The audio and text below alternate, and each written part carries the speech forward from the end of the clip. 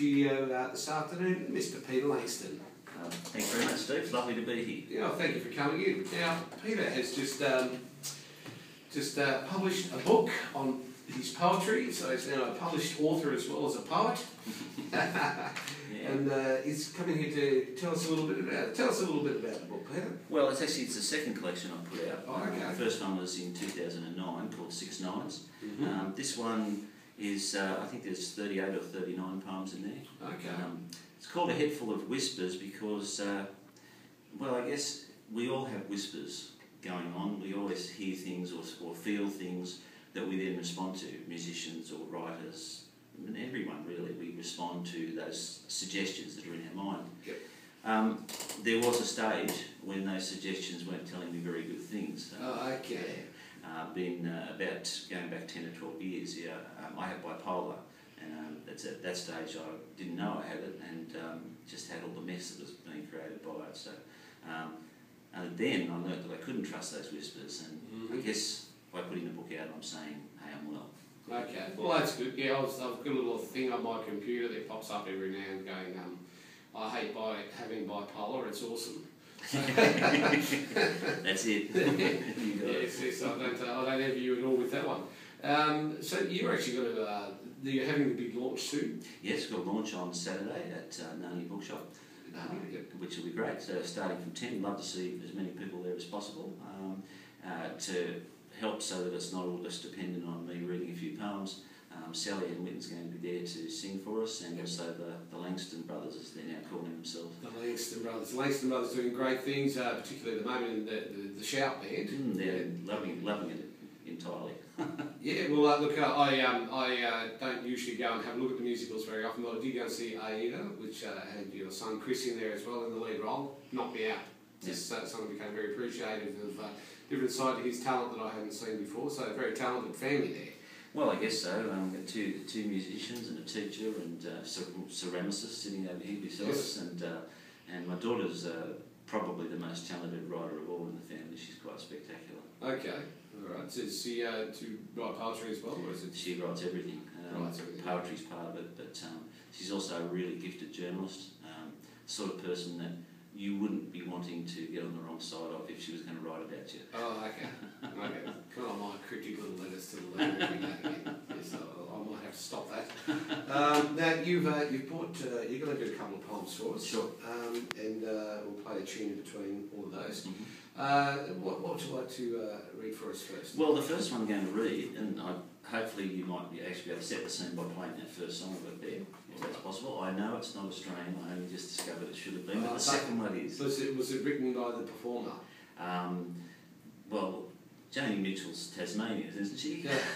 Well, American Tasmanian. She's Canadian. Canadian, that's right. No, she's a talented. All right, we'll play that. So. And the lead into it is that the song's called Turban and Indigo, and that's her description for bipolar. And then the poem itself is a poem that was selected by the NERAM during the Original Art Museum to be exhibited beside a Brett Whiteley self-portrait. So it's a long poem, but I'll make up for it in the second one, which is a short one. All right, okay. First of all, here's a little bit of Joni. Self-portrait of a difficult pleasure. The most fundamental reason one paints is in order to see. Brett Whiteley. What did you see? Did eyes stained by colour notice beige carpet, insipid curtains indistinct in tired cream, a sallowed bathroom sanitised for your protection? Did red bricks draw you in, colour-blind on smack, where they knew you by name, not reputation? What did you see? Needles and horse for clarity? Fearing death, you died by proxy, still wanting life, trying to convict us into a genius, urging our belief in the oldest boy's self-portrait. What did you see as that final pure flood climbed your arm?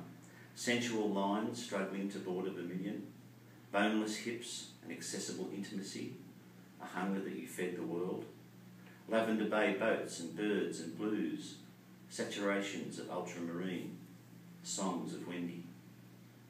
Everyone reaches a point in their life where they must either change or cease. Brett Whiteley. Where did you go to escape the rules room 4? Paris, where seduction beguiled every breath?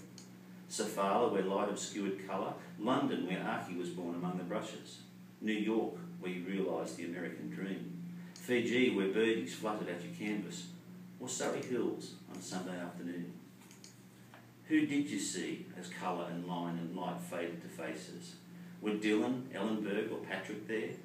Did Christie covet your blue-veined hand? Did you beg unforgiveness of Archie or Wendy or even Brett? Who stayed to light a candle? Matisse? Van Gogh? Modigliani? Bacon? I put my heart and my soul into my work and have lost my mind in the process. Van Gogh. Was your best unpainted in this restless search, this difficult pleasure, this gift, this birthright? Did you tune it, enlarge it? Did you protect it and share it? That gift, that infliction? You draw me here within a brushstroke, every line like a honey trap, your soul in Pandora's care. Mad curls in Indian ink, stamps of calligraphic homage, and neat, precise eyes, drawn, not painted. Dib's volunteer prisoner. We held hands with brush and pen until our gifts, our pleasures, exhausted me in tears for an appetite unsated. All I have are words by tool and choice, impotent by comparison. Cheat and deceive and lie and exaggerate and most particularly distort, and you'll see something you've never seen before, and that is the beginning of yourself, and that heralds the beginning of difficult pleasure. Brett Whiteley.